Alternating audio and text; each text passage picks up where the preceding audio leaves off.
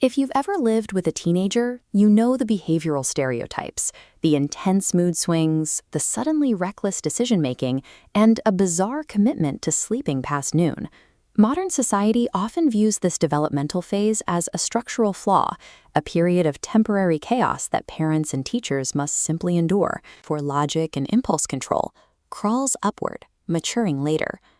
Neuroscientists call this gap the dual systems model mismatch.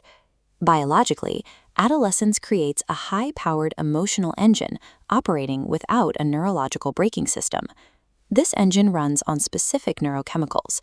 During puberty, dopamine and oxytocin levels spike, making teenagers hypersensitive to social rewards and peer validation. This peer obsession serves an evolutionary purpose, forcing a dependent child to leave the family unit and integrate into an outside tribe. Because the brain's reward circuitry is so active, adolescents weigh the potential social payoff of a dangerous situation far heavier than the actual physical risks. While this appears to be poor decision-making, it provides the massive biological push of courage required to explore the unknown. Even their altered sleep patterns are hardwired. The onset of puberty physically shifts their circadian rhythms, naturally pushing their sleep cycles deeper into the night. Peer obsession, risk-taking, and late nights are calculated biological tools designed to push the child out of the nest. All this cognitive machinery works toward a single psychosocial task. As psychologist Erik Erikson identified, adolescence is centered on the question, who am I?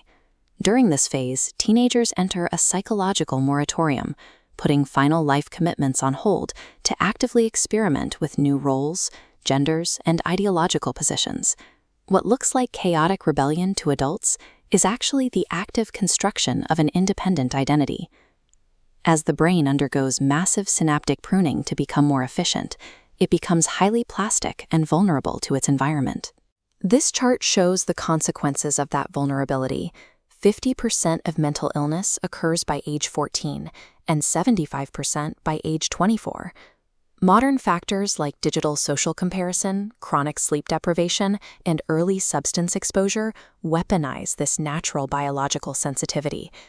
This high-stakes biological rewiring is exactly why teenagers require specific adult support, rather than simple discipline. Despite the biological push for autonomy, parents are not obsolete during this transition. Adults must function as an external prefrontal cortex, providing the emotional regulation and long-term boundaries that the teenage brain currently lacks. Adolescence serves as a necessary biological crucible, successfully transforming dependent children into independent adults.